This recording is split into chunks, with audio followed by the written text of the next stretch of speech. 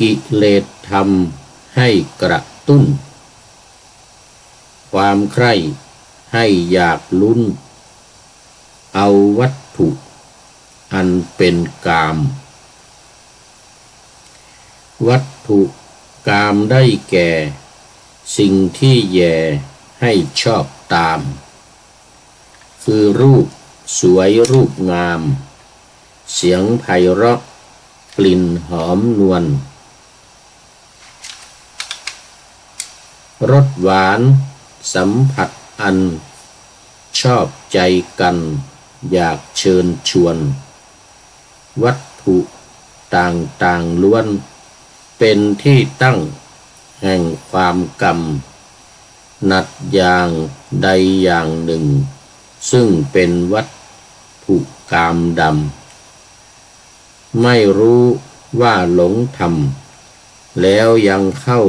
ใจว่าเป็นสิ่งที่สร้างความสุขความสนุกอันโดดเด่นให้กับ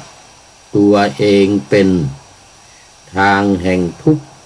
ทรมานขอถวายความนอบน้อมแด่พระรัตนตรัย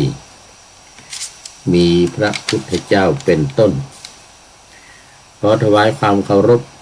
พระมหาเถระพระเถรานุเถระเจ้าคณะพระสังฆาธิการทั่วโลกมีพระเดชพระคุณพระธรรมเสนาบดีรองเจ้าคณะภาคขออภัยเจ้าคณะภาควัดพระธาตุดอยสุเทพเป็นต้นและขออำนวยพรแด่ท่านผู้ฟังท่านผู้ชมสาธุชนพุทธบริษัททั้งหลาย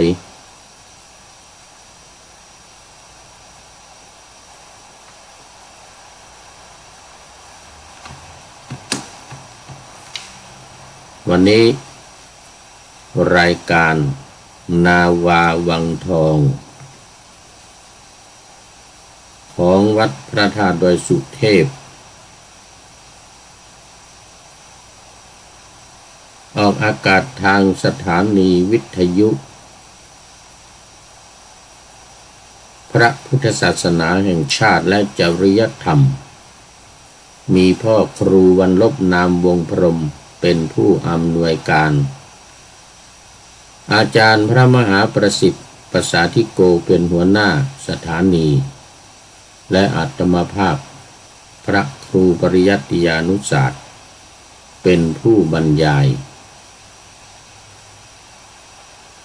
ออกอากาศเวลา7:30 นาทีถึง8 นาฬิกาวันศุกร์วันเสาร์และวันอาทิตย์และเวลา13-14 นาฬิกาวันศุกร์และวันเสาร์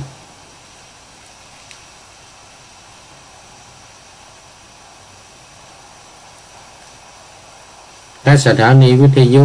เพื่อการศึกษาพระพุทธศาสนาและวัฒนธรรมวัดฝายหินตำบลสุเทพอำเภอเมืองจังหวัดเชียงใหม่มีท่านพระครูสมุวิสุวัตรวรกิจโจเป็นผู้อำนวยการออกอากาศเวลา17-18 นาฬิกาวันพุธเวลา14-15 นาฬิกาวันศุกร์และวันเสาร์และเวลา15-16 นาฬิกาวันอาทิตย์สำหรับวันนี้ก็ต้องขออภัยที่ไม่เห็นรูปของผู้พูดภาพมันหายไปเหลือแต่ดำไม่รู้เป็นยังไง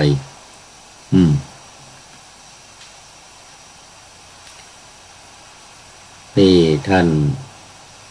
พระครูสมุวิสุวัตรวรกิจโจวัดฝายหินก็คงเข้านอนไปแล้วไม่ได้ช่วยแก้ให้ เพราะว่าไม่ได้อยู่ที่สถานีวันนี้ก็ไลฟ์สดทาง Facebook ไลฟ์สวัยเทพบุญล่วงหน้ามาจากวัดพระธาตุดอยสุเทพเยอรมันก็ดูแต่ภาพของวัดเจดีย์และบริเวณวัดอาคารกุฏิของพระ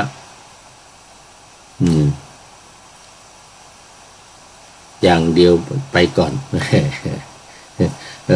ไม่มีรูปวันนี้ต้องขออภัยไม่มีภาพมันหาย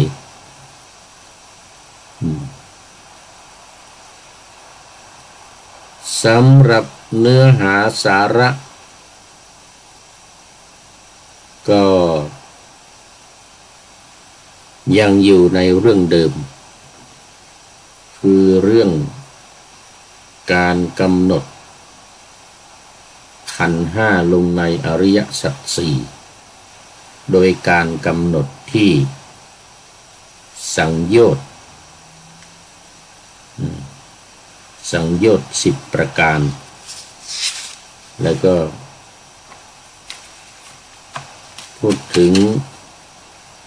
รายละเอียดในสังโยชน์10มาหลายวันเป็นขั้นเป็นตอนเพราะว่าในสังโยชน์10 ประการนั้นแบ่งเป็นคุณสมบัติของพระอริยบุคคล4 ระดับด้วยกัน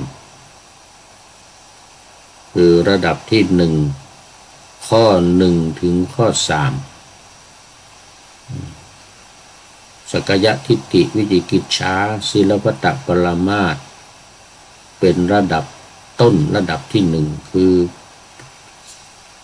เป็นพระโสดาบันระดับที่2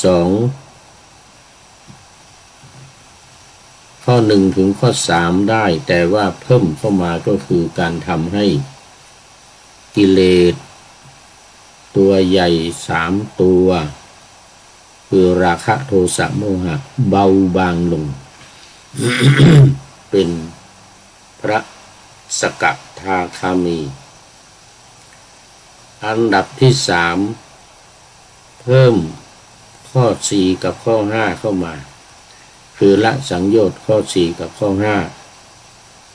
1 2 3ได้บรรเทากิเลส3 ตัวให้เบาบางลงได้และละกามราคะข้อที่4ปฏิฆะข้อที่5เป็นพระอนาคามีระดับที่4ระดับสุดท้ายก็ละสังโยชน์เบื้องต่ำทั้ง5นี้ได้และสังโยชน์เบื้องสูงเบื้องบนเรียกอุทธัมภาคิยสังโยชน์ได้อีก5 ข้อคือข้อที่6 7 8 9 10รูปราคะอรูปราคะ8มานะ9อุทธัจจะ10อวิชชาเรียกว่าได้ขั้นสุดท้ายขั้นที่4ละสังโยชน์ได้อีก5 ข้อ ก็ตอนนี้อยู่ใน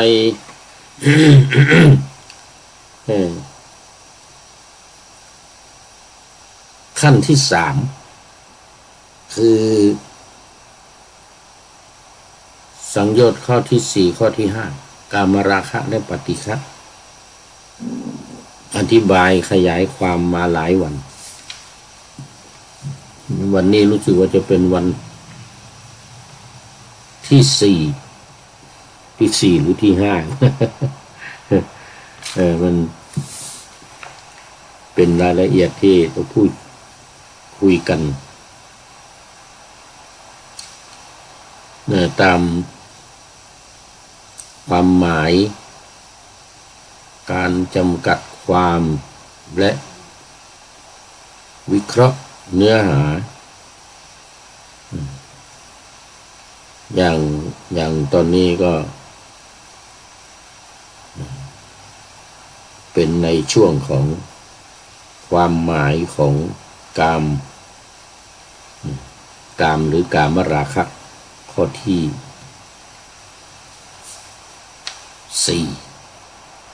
ข้อที่4ของสังโยชน์10ประการแล้วมีวิเคราะห์ย่อยออกไปอีกในเรื่องของกามก็คือมีอีก2ได้แก่วัตถุกามและกิเลสกามดังที่ได้ปาณาติธรรมาสเอาไว้ว่าถ้าจะเอาความหมายคือความใคร่ความอยากมีปรารภขออะไรปรารถนาสิ่งที่น่ารักใคร่น่าพอใจ ขออภัยกามแบ่งเป็น2ขั้นวัตถุอันน่ารักใคร่เป็นสิ่งที่อยากได้อันหมายถึงกามคุณอันนี้ข้อที่1วัตถุกาม2กิเลสกามกิเลสทำให้กระตุ้นความใคร่ให้อยากลุ้น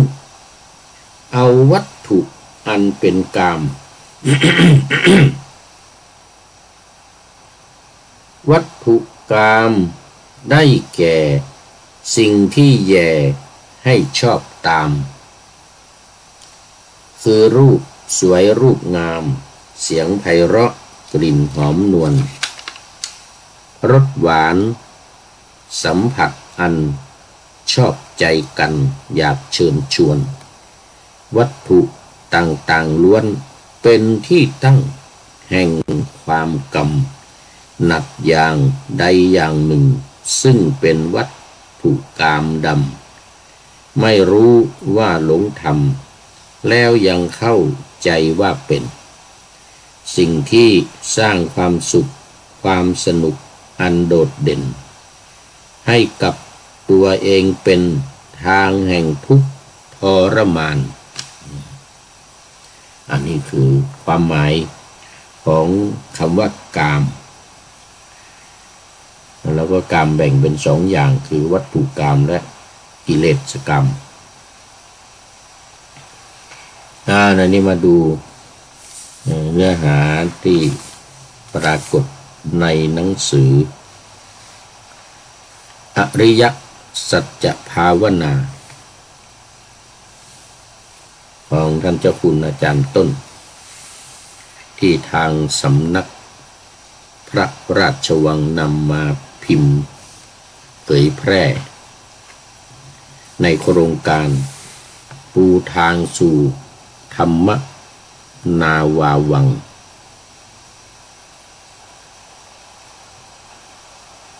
ใจความว่าอันนี้หน้าที่28ใจความว่าสังโยชน์2ประการนี้สกทาคามีบุคคลละได้อย่างเบาบางคือทำราคะโทสะโมหะให้เบาบางลงยังไม่สามารถละได้อย่างหมดสิ้นด้วยว่าสังโยชน์2ประการนี้เป็นกิจที่โสดาบันบุคคลควรทำความเพียรในการละต่อไปการทำความเพียรเพื่อละสังโยชน์2ประการนี้ต้องกำหนดรู้ตามแนวแห่งอริยสัจเหมือนอย่าง คราวแรกแต่ที่แตกต่างกันก็คือเปลี่ยนตัวกำหนดรู้เท่านั้นคือให้เปลี่ยนจากการทำความเห็นในสักกายทิฏฐิคือความมีตัวมีตนมาเป็นการทำความเห็นในเรื่องกามราคะและปฏิฆะกามราคะและปฏิฆะคือสังโยชน์ข้อที่4กับข้อที่5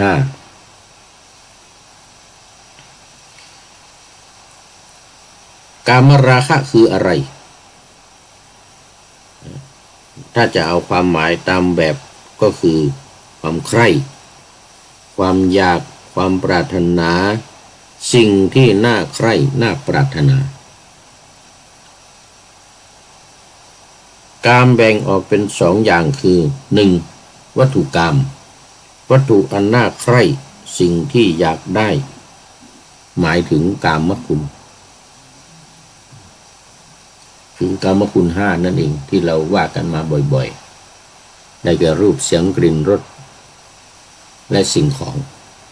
หรือโผฏฐัพพะ 2. กิเลสกามกิเลสที่ทำให้น่าใคร่ความอยากที่เป็นตัวกิเลสนี่หมายถึงเป็นความต้องการความอยากหรือความเศร้าหมองที่เราแปลกันว่าความเศร้าหมอง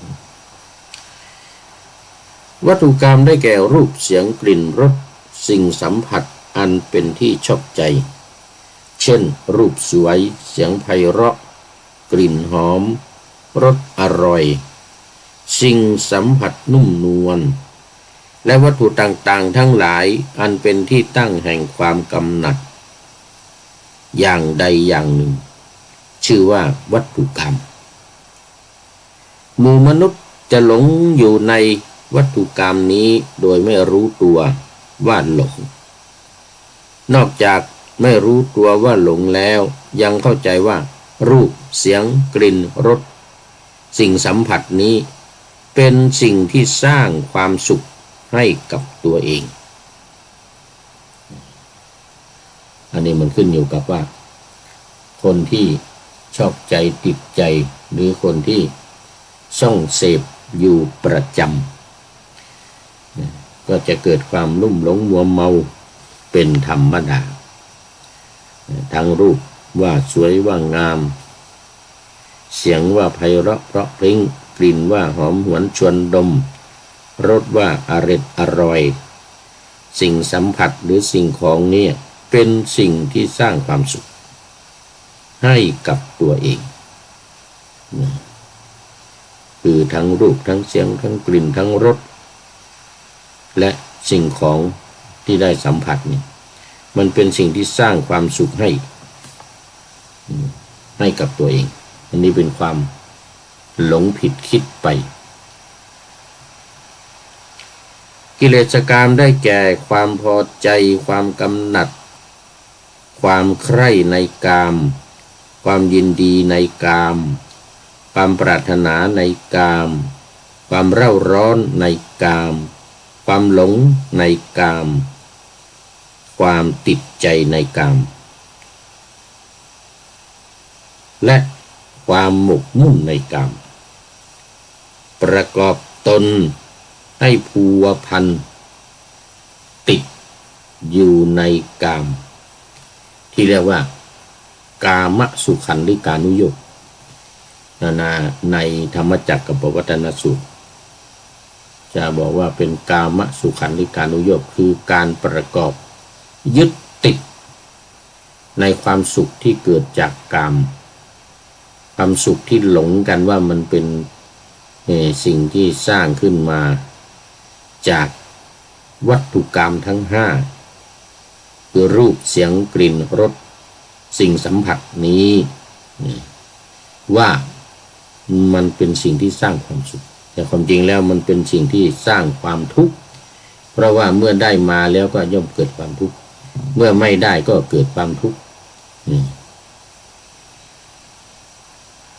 ถ้ามนุษย์ปล่อยให้กามกิเลสนี้เกิดขึ้นในใจ เรื่อยๆจิตจะถูกกามกิเลสนี้ย้อมจิตการที่จิตถูกกามกิเลสย้อมนี้แหละเรียกว่าราคะคือความติดใจความยินดีเมื่อเรามีความติดใจยินดีในสิ่งใดสิ่งนั้นย่อมจะสร้างความทุกข์ให้กับเราในคราวที่ไม่ได้รับสิ่งเหล่านั้นตามความต้องการเพราะความที่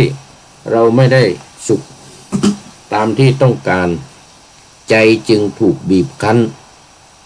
เมื่อใจถูกบีบคั้นมากเข้าเราก็จะมีความไม่พอใจหงุดหงิดและรำคาญรวมถึงความโกรธเคืองอาการที่หงุดหงิดและรำคาญนี้แหละเรียกว่าปฏิฆะพระพุทธเจ้าทรงสอนให้เรารู้จักสังโยชน์2ประการนี้คือกามราคะปฏิฆะว่าเป็นตัวทุกข์เป็นตัวที่ทำให้เราหลงและทุกข์อยู่กับมันเพราะไปยึดไปถือมันจะกำหนดอริยสัจในสังโยชน์2ประการนี้อย่างไรให้กำหนดรู้ว่ากามราคะปฏิฆะนี้เป็นทุกข์ให้กำหนดรู้ไปเรื่อยๆกามราคะปฏิฆะนี้เป็นสิ่งที่มีจริงอยู่ในเราและคนอื่นเราจึงทุกข์เมื่อทุกข์จากกามราคะและปฏิฆะเกิดขึ้นแล้วหากเราไม่รู้จักหรือไม่ได้กำหนดรู้ก็จะหลงไปตามอารมณ์ทั้งสอง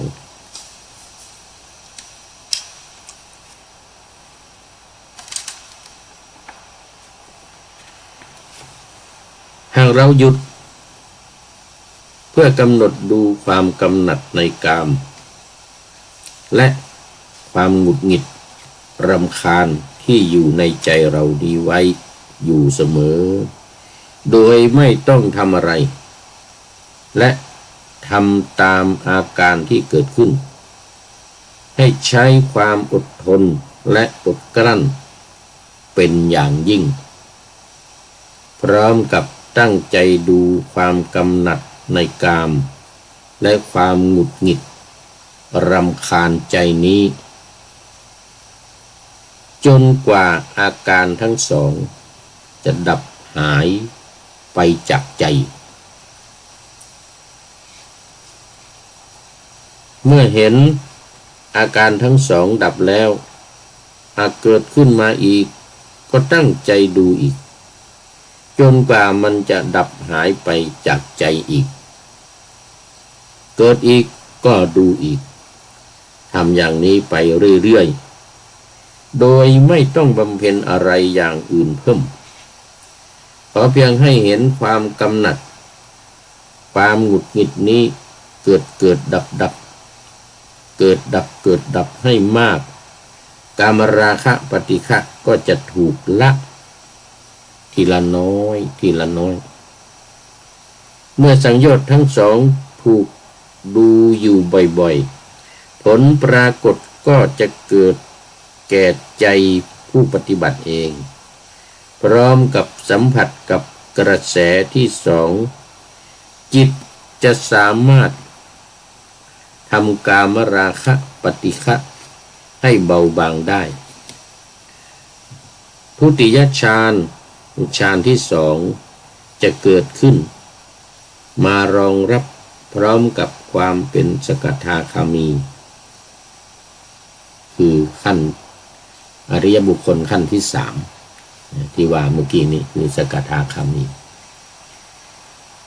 หมายถึงว่าจะได้ทำกิเลส3ตัวคือราคะโทสะโมหะนี้ให้เบาบางลงการพิจารณาเพิ่มเติมนั้น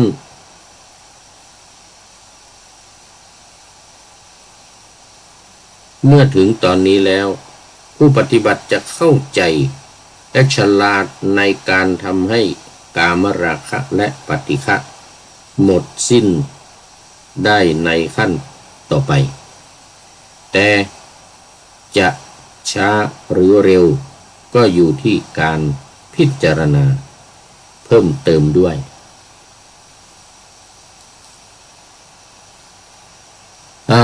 ตอนนี้ก็ขอต้อนรับคุณโยมสายสมรนมัสเตมานะ นมัสเตมาแล้วโอ้คุณโยมสายสมรนี่นานมาแล้วนะนี่โอ้หลายเดือนโอ้สาธุหายไปหลายเดือนน้อมกราบสาธุโอ้โมทนาขออภัยวันนี้ไม่เห็นภาพ ไม่เห็นภาพผู้พูดแต่ก็เห็นภาพวัดพระธาตุดอยสุเทพเยอรมันตอนนี้อยู่ที่เยอรมันเกิดอินเทอร์เน็ตมันขัดข้องยังไงก็ไม่รู้เนี่ยเขาเรียก OBS ภาพไม่มีแต่ที่ฟังทางวิทยุที่เอาไปออกทางวิทยุก็ไม่เห็นภาพอยู่แล้ว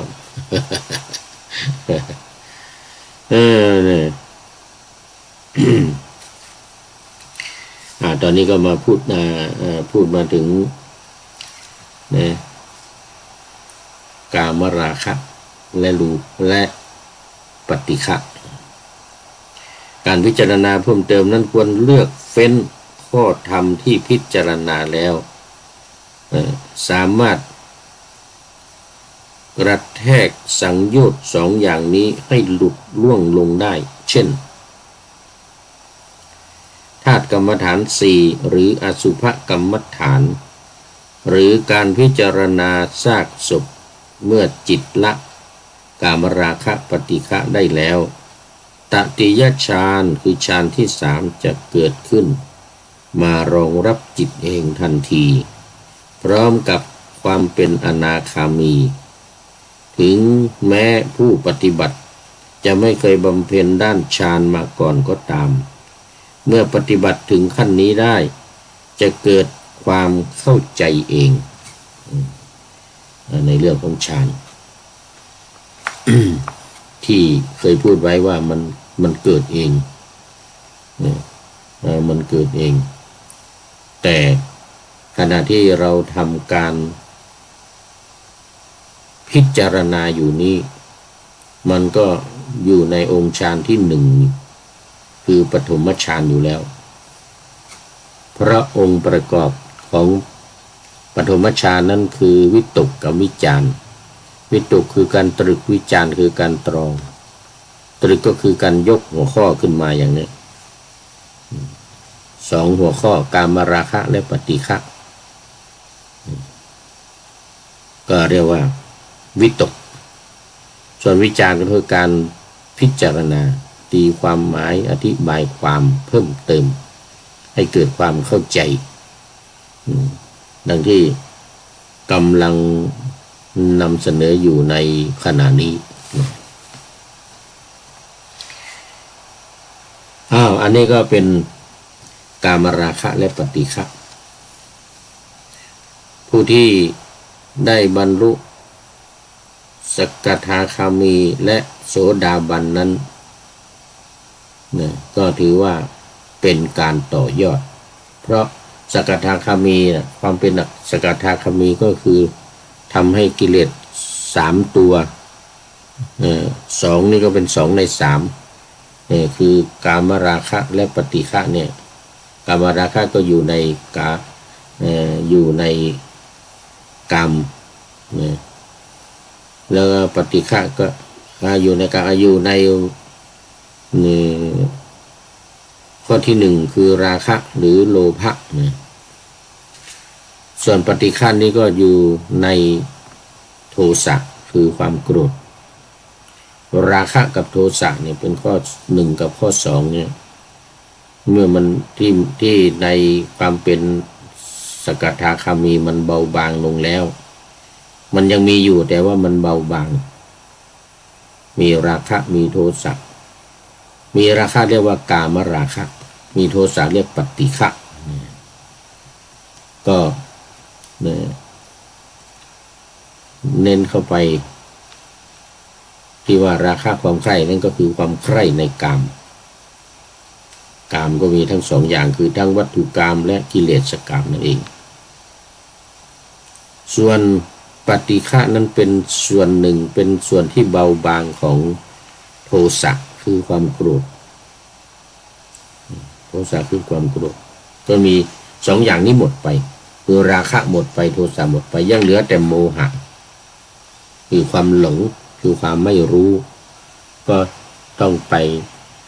ละสังโยชน์เบื้องบนอีก5ประการซึ่งข้อสุดท้ายของ5นั้นมันก็คืออวิชชา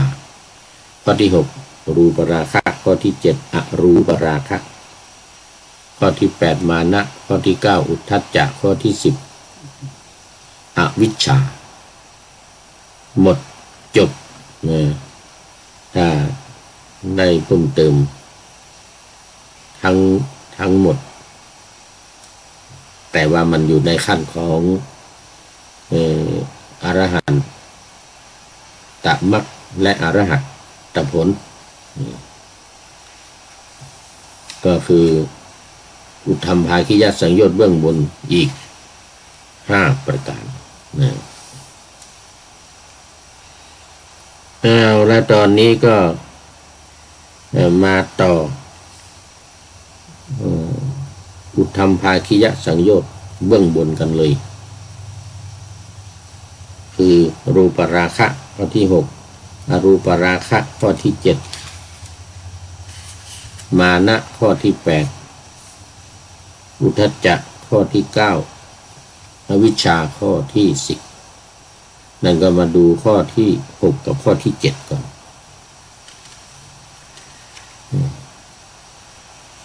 รูปราคะอรูปราคะคือราคะเนี่ยพระอนาคามีขั้นที่3เนี่ยละได้แล้วราคะทีนี้มาเพิ่มรูปราคะความติดใจในรูปฌานอรูปราคะความติดใจในอรูปฌานสองอย่างนี้เข้ามามันยังมีคำว่าราคะอยู่แต่มันเป็นราคะแบบไม่ใช่ราคะทั่วไปหรือราคะแรงกล้าคุณโยมสายสมรบอกว่าน้อมกราบนมัสการแชร์ให้แล้วนะคะโอ้สาธุสาธุสาธุสาธุแชร์ไปมากๆแชร์ไปมากๆมันจะได้กระจายไปหลายๆคนได้เห็นโมทนา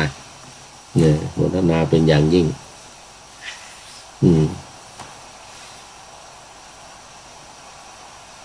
เอาละทีนี้ก็มาดูว่าใจความของราคะนี้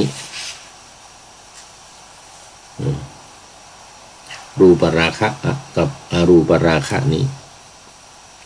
ในข้อที่6กับข้อที่7ราคะมีอยู่2ชั้นคือพระอนาคามีละได้นั้นเป็นส่วนที่เกี่ยวข้องกับกามเรียกว่ากามราคะส่วนรูปราคะเป็นความยินดีในรูปสิ่งใดๆก็ตามที่เป็นวัตถุรูปปรากฏตั้งอยู่ในโลกนี้ไม่ว่าจะเป็นรูปหยาบรูปละเอียดรูปใกล้รูปไกลรูปเลวรูปประณีตรูปนอกรูปในรูปทั้งหมดนี้เป็นที่ตั้งที่อยู่ของราคะพระอนาคามียังมีความยินดีในรูปเหล่านี้อยู่รูปราคะยังผูกใจของพระอนาคามีได้ นั่นหมายถึงว่ามันไม่ใช่ราคะที่อยู่ในราคะที่อยู่ในกามราคะและปฏิฆะเนี่ยที่อยู่ในกามราคะอันนั้นเป็นตัวโป้งตัวใหญ่แต่ว่ารูปราคะกับอรูปราคะเนี่ยมันหมายถึงรูปฌานกับอรูปฌานรูปฌานกับอรูปฌานได้แก่ถ้ารูปฌานก็เนี่ยฌานที่1 2 3 4เป็นรูปฌานเป็นฌานของพระวิปัสสนาจารย์ส่วนอรูปฌานข้อที่5 ถึง 8ซึ่งเราจะได้ว่าในรายละเอียดกันต่อไป5 ถึง 8นั่นก็คืออากาศวิญญาณอากิญจัญญาและเนวสัญญานาสัญญานั่นเป็นว่าเป็นหมายถึงการเข้าฌานการได้ฌาน8 ประการจนถึงสัญญาเวทยิตนิโรธอันนี้คือรูปราคะส่วนอรูปราคะนั้นคือความยินดีในมรรคผลคุณธรรมขั้นต้นที่เกิดขึ้นในจิตถ้าพระอนาคามีไม่กำหนดรู้แม้เป็นอนาคามีก็ชื่อว่ายังไม่พ้นจากทุกข์ก็จะติดอยู่กับอรูปราคะนี้อีกยาวนานการกำหนดอริยสัจในสังโยชน์2 ประการนี้ต้องใช้ความละเอียดมากเพราะทุกข์ไม่ค่อยจะมีให้พระอนาคามีจับได้จะปรากฏเป็นความสุขเสียมากกว่าจึงต้องใช้สติจับดูความสุขที่ปรากฏอยู่กับใจนี้แหละเป็นเครื่องกำหนดรู้ว่าแม้สุขที่ปรากฏอยู่นี้ก็เป็นทุกข์อันนี้ก็เป็นรายละเอียดเกี่ยวกับคำว่ารูปราคะกับอรูปราคะคือเป็นส่วนสูงหน่อยเช่นมีความยินดีในมรรคผลคุณธรรมขั้นต้นที่เกิดขึ้นในจิตถ้าอนาคามีไม่กำหนดรู้เนี่ยแม้ว่าจะเป็นอนาคามีก็ชื่อว่ายังไม่พ้นจากทุกข์เพราะไปกำหนดรู้อยู่ในคุณธรรมขั้นสูงหวังในคุณธรรมขั้นสูงอยู่ทั้งที่เป็นรูปและเป็นอรูปสุขจัดเป็นทุกข์ได้เพราะตัวแท้ของสุขคือทุกข์สุขนั้นเป็นเวทนาขันธ์ขึ้นชื่อว่าขันธ์แล้วไม่มีความสุขเลยเพราะความจริงของขันธ์คือทุกข์ที่ปรากฏเห็นว่าเป็นสุขนั้นก็เพราะสุขจริงอยู่ก็เป็นสุขจริงอยู่แต่ความจริงของสุขก็คือทุกข์เพราะฉะนั้นควรกำหนดดูสุขเวทนาว่าเป็นทุกข์เท่านั้นเองคือกิจที่พระอนาคามีควรทำได้แก่คือที่มันสุขมันเป็นเพราะทุกข์น้อยหรือทุกข์ไม่มีเลยก็เหลือแต่สุขอย่างเดียวอันนี้เป็นสิ่งที่ลวงเราอยู่ว่ามันเป็นสุขแต่ความจริงแล้วมันก็คืออยู่กับทุกข์นั่นแหละแต่ว่าความทุกข์เนี่ยมันมีน้อยหรือมีมากถ้าทุกข์มีมากสุขก็มีน้อยถ้าทุกข์มีน้อยสุขก็มีมากคือมันอยู่ด้วยกันถ้าจะว่าไปมันก็คือตัวเดียวกันสุขกับทุกข์อัธยาศัยจิตของพระอนาคามีจะเป็นจิตที่อิสระจากกามจิตจึงมีความปลอดโปร่งไร้ความกังวลเบาสบายด้วยอำนาจของตติยฌานคือฌานที่3เป็นสภาพจิต อันละเอียดไม่ว่าจะมีรูปเสียงกลิ่นเข้ามาสัมผัสกับจิตก็ตามท่านก็มีความสุขอยู่กับสิ่งเหล่านี้ได้โดยไม่เห็นว่าเป็นโทษแต่อย่างใดแต่เป็นเพราะสังโยชน์อันเกี่ยวข้องกับรูปมีอยู่ยังไม่ถูกละถึงแม้จะมีความสุขขึ้นมากมากลบเกลื่อนก็ชื่อว่ายังไม่พ้นจากทุกข์ดีถ้ากำหนดรู้สุขที่ปรากฏว่าเป็นทุกข์ก็ได้ก็จะสามารถละรูปราคะและอรูปราคะได้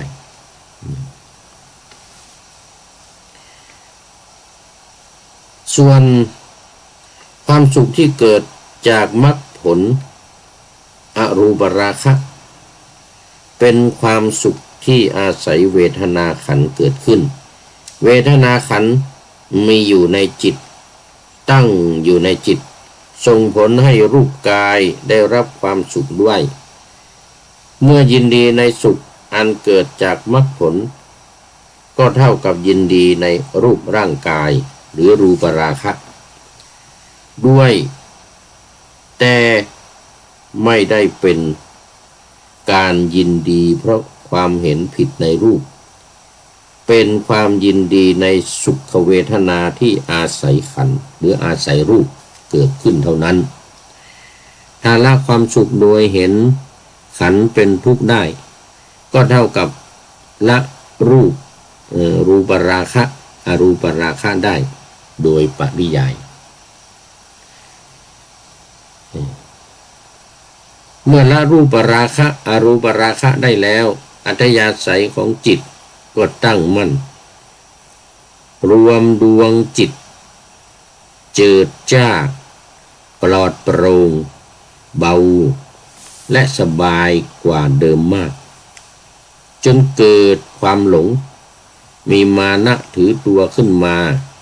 เมื่อเกิดมีมานะถือตัวขึ้นมาก็จะคิดเปรียบเทียบจิตตนกับจิตคนอื่นอาการที่เปรียบเทียบนี้แหละเรียกว่าอุทธัจจะเป็นความฟุ้งซ่านในจิตของพระอนาคามีที่เรียกว่าอุทธัจจะเนี่ยคือมันความฟุ้งซ่านของจิต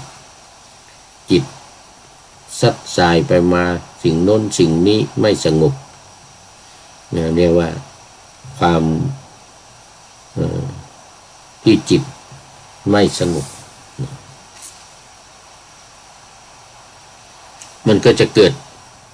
คือความถือตัวซึ่งเป็นข้อที่8ของสังโยชน์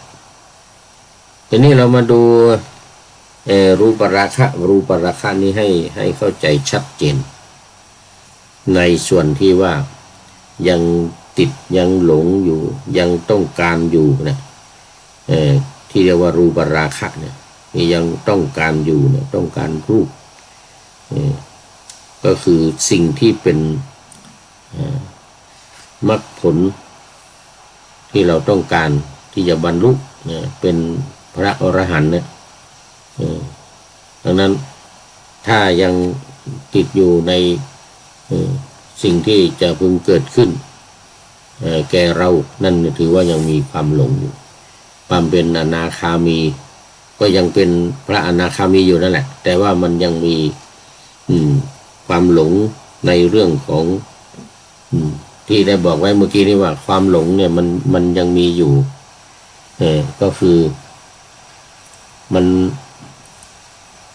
เหลืออยู่อย่างเดียวคือความหลงเนี่ยหลงยึดหลงติดอยู่แม้จะไปยึดไปติดในสิ่งที่สูงสุดคือพระนิพพานสูงสุดคือมรรคคือผลเนี่ยนี่ก็ยังเป็นอนาคามีเป็นคุณสมบัติของพระอนาคามีที่ว่ายังมีความต้องการในเบื้องสูงขึ้นไป ได้แก่การยึดการถือยึดตัวถือตัวถือตนเรียกว่ามานะคือความถือตัวความทะนงตนจะมาในข้อที่8ของสังโยชน์ข้อที่6คือรูปราคะกับอรูปราคะตรงข้อที่8นี่คือมานะการถือตัวข้อที่9คืออุทธัจจะความฟุ้งซ่านก็จะตามมาเนี่ยความฟุ้งซ่านก็จะตามมาคือจิตมันไม่อยู่นะมันไม่อยู่กับเนื้อกับตัวลุ่มหลงไปตามสิ่งที่เป็นรูปสิ่งที่เป็นอารูปก็จะว่าจิตที่ฟุ้งซ่านซัดสายไปมา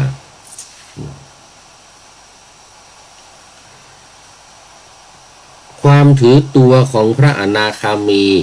เป็นความถือตัวที่เนื่องมาจาก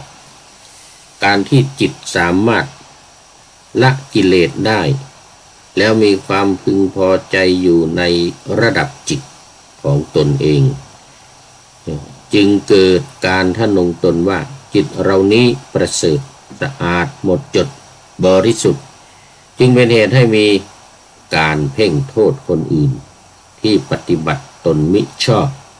หรือเป็นไปในลักษณะตักเตือนว่ากล่าวบุคคลอื่นอันมาจากความถือตัวของตนเองซึ่งความคิดอย่างนี้เป็นความเห็นผิดของพระอนาคามีที่จะเป็นตัวก่อให้เกิดความฟุ้งซ่านในจิตเพราะว่ามันยังมีอยู่คือความหลงแม้แต่มันจะเบาบางแม้แต่มันจะเบาบางก็ตามพระอนาคามียังไม่สามารถที่จะละได้ต่อเมื่อละเนี่ยสังโยชน์เบื้องบนเนี่ยมา4ข้อละตอนนี้คือข้อที่6ข้อที่7นะแล้วก็ข้อที่8ที่6คือรูปราคะข้อที่7คืออรูปราคะข้อที่8ก็คือมานะความฟุ้งซ่านของพระอนาคามีไม่เหมือนความฟุ้งซ่านของปุถุชนความฟุ้งซ่านของปุถุชนจะเป็นความฟุ้งซ่านแบบโลกจนทำให้ล่วงทุจริตได้ทำความผิดได้แต่ความฟุ้งซ่านของพระอนาคามีเป็นความฟุ้งซ่านที่เป็นไปในธรรมไม่ล่วงทุจริตแต่จะทำให้ช้าต่อการบรรลุมรรคผลขั้นสูงสุดจิตของอนาคามีบุคคลนั้นจะมีความฟุ้งซ่านในลักษณะเดียวที่เทียบเคียงกันสามารถวัดได้จิตวัดกับจิตของคนอื่นได้จึงเกิดเป็นมานะสังโยชน์ขึ้นมาคือถือตัวขึ้นมาจิตเรานี้เลิศกว่าเขาก็สำคัญว่าเลิศกว่าเขาจิตเรานี้เลิศกว่าเขาก็สำคัญว่าเสมอเขาจิตเรานี้เลิศกว่าเขาก็ยังสำคัญว่าต่ำกว่าเขานี่คือมานะ3ชุดละ3ก็เป็น9มานะ9อย่างจิตเราเสมอเขาและสำคัญว่าเลิศกว่าเขาจิตเราเสมอเขาสำคัญว่าเสมอเขาจิตเราเสมอเขาสำคัญว่าต่ำกว่าเขาไปสำคัญว่าดีกว่าเขาเสมอเขาหรือต่ำกว่าเขาก็ไม่ได้ทั้งนั้นจิตเราต่ำกว่าเขาสำคัญว่าเลิศกว่าเขาจิตเราต่ำกว่าเขาสำคัญว่าเสมอเขาจิตเราต่ำกว่าเขาแต่สำคัญว่าต่ำกว่าเขาคนจริงมันถูกกันเลยมันต่ำอยู่แล้วเราก็สำคัญว่ามันต่ำเนี่ยอันนี้ถ้าตามหลักถือว่ามันไม่ได้เพราะว่ามันไปติดไปยึดมันเป็นการไปยึดไปติดมานะสังโยชน์นี้จึงเป็นความฟุ้งซ่านของพระอนาคามี ที่สามารถผูกจิตของพระอนาคามีไว้ในภพเบื้องบนได้การกำหนดรู้อริยสัจสี่ในสังโยชน์สองอย่างนี้ละเอียดมากพระอนาคามีจะต้องใช้ความสังโยชน์ความสังเกตจิตใจของตนอย่างแยบคายและจะต้องใช้ปัญญาพิจารณาลงไปในจิตให้มากๆเพราะจิตของพระอนาคามีในระดับนี้ไม่ปรากฏว่าเป็นสุขหรือเป็นทุกข์อย่างชัดเจนมักจะเป็นอทุกขมสุขเวทนาคือไม่สุขไม่ทุกข์เหมือนคนไม่รู้ร้อนไม่รู้หนาวอะไรเลยถ้าเข้าสัมผัสก็จะเกิดความรู้สึกขึ้นมาทันทีถึงแม้จิตของพระอนาคามีจะตั้งมั่นในระดับเป็นกลางได้อย่างนี้แต่ความเป็นกลางนี้ก็อาศัยนามขันธ์ทั้งสี่คือเวทนาสัญญาสังขารและวิญญาณเวทนาทั้งสี่นี้เป็นตัวสำคัญเกิดขึ้นถ้าพระอนาคามียินดีอยู่ในสภาพจิตอันเป็นอย่างนี้เป็นกลางอย่างนี้โดยไม่กำหนดรู้ว่าอทุกขมสุขเวทนาเนี่ยที่ว่าไม่สุขไม่ทุกข์เนี่ยเป็นทุกข์เป็นทุกข์อนาคามีจะติดอยู่ในอทุกขมสุขเวทนานี้โดยไม่รู้ตัวและพระอนาคามีก็ไม่รู้สึกว่าตัวเองมีทุกข์เพราะทุกข์ไม่เกิดขึ้นให้เห็นแต่ก็ยังไม่พ้นจากทุกข์ได้มันยังจะปรากฏอยู่กับตัวของเราหรือบางทีมันไม่แสดงออกให้คนอื่นเห็นเพราะความที่พระอนาคามีไม่รู้สึกว่าเป็นทุกข์นี่แหละจึงพุ่งไปตามอาการฟุ้งไปตามจิตที่ยังมีมานะสังโยชน์อยู่โดยที่ไม่เห็นว่าเป็นโทษแต่เห็นว่าดีเพราะได้เปรียบเทียบจิตกับคนอื่นอยู่เรื่อยๆเพราะฉะนั้นเมื่อปฏิบัติทำมาถึงจุดนี้แล้วพระอนาคามีจะต้องพิจารณาจิตในจิตว่าจิตนี้อาศัยนามขันธ์คือเวทนาสัญญาสังขารและวิญญาณเนี่ยสี่อย่างเนี่ยเกิดขึ้นนะอาศัยนามขันธ์ทั้งตั้งอยู่อาศัยนามขันธ์นี้ดับไปจึงไม่มีสภาพความเป็นตัวเป็นตนของตัวเองเมื่อจิตไม่มีสภาพความเป็นตัวเป็นตนของตัวเองจิตนี้จึงทุกข์เราเรียกกันว่าทุกขอริยสัจในข้อที่หนึ่งของข้อที่หนึ่งข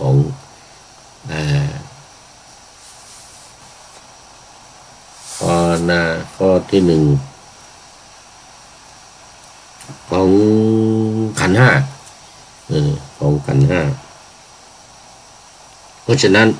เมื่อปฏิบัติมาถึงจุดนี้แล้วเนี่ยพระอนาคามีจะต้องพิจารณาจิตในจิตเลยว่าจิตเนี่ยอาศัยนามขันธ์นะเวทนาสัญญาสังขารวิญญาณเกิดขึ้นอาศัยนามขันธ์ตั้งอยู่อาศัยนามขันธ์นี้จึงดับไปจิตจึงไม่มีสภาพความเป็นตัวเป็นตนของตนไม่เป็นตัวเองเมื่อจิตไม่มีสภาพความเป็นตัวของตัวเองจิตนี้จึงทุกข์เราเรียกกันว่าทุกขอริยสัจเหตุที่พระอนาคามีไม่เห็นว่าจิตนี้เป็นทุกข์เพราะอำนาจแห่งอริยมรรคที่เกิดขึ้นมารับรองจิตทำให้จิตของพระอนาคามีมีสภาพเป็นกลางด้วยความที่จิตของพระอนาคามีสภาพเป็นกลางอทุกขมสุขเวทนาจึงตั้งขึ้นและอยู่ในจิตได้พระอนาคามีจึงเป็น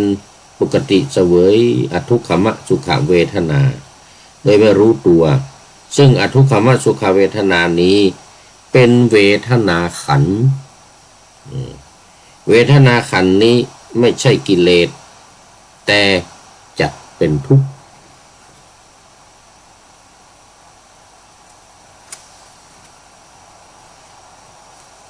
เมื่อพระอนาคามีไม่รู้ว่าอทุกขมสุขเวทนาคือไม่ทุกข์ไม่สุขเนี่ย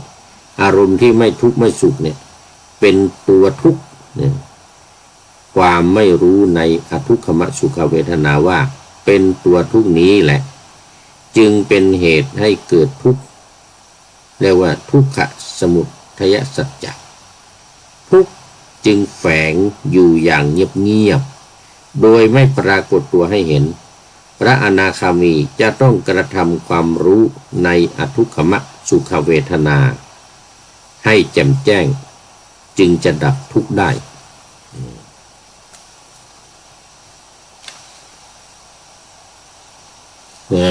ละตอนนี้ก็เป็นยังอยู่ในขั้นของพระอนาคามีซึ่งจะต้องเรียนรู้เกี่ยวกับรูปเบื้องบนซึ่งเป็นสังโยชน์เบื้องสูงยังไม่ถึงอวิชชานะแต่ว่าตอนนี้หมดเวลา คุณโยมสมรก็เป็นท่านสุดท้ายเลยวันนี้ เข้าสู่ในรายการเข้าสู่เส้นชัยของรายการน้อมกราบนมัสการแชร์ให้แล้วนะคะโอ้สาธุสาธุขออำลาก่อนขอนำนาวาวังทองไปก่อนแล้วจะย้อนมาใหม่ในวันหน้าคือวันพุธศุกร์เสาร์อาทิตย์ตามตารางเวลาที่วางอยู่ข้างในเป็นธรรมะจากพระราชวังเป็นนาวาโด่งดังสว่างไสวเป็นทองคำล้ำค่ากว่าสิ่งใดชุบชีวิตจิตใจให้ใสงามขอเชิญท่านทั้งหลายนำไปท่องตามคุณของพระรัตนสามพุทโธเมนาโถธัมโมตามสังโฆเมนาโถยามภาวนาว่าบ่อยๆซ้ำๆจำในจิตจนมันติดในใจไม่หายหน้านอนนั่งยืนเดินจำทุกเวลาตั้งแต่ตื่นขึ้นมาถึงดับหลับไปขอทุกท่านได้ผลจากปฏิบัติได้กำจัดความทุกข์พบสุขใสพลันปลอดโปร่งโล่งสบายทั้งกายใจอยู่ที่ใดใจสงบพบนิพพานขอเจริญพร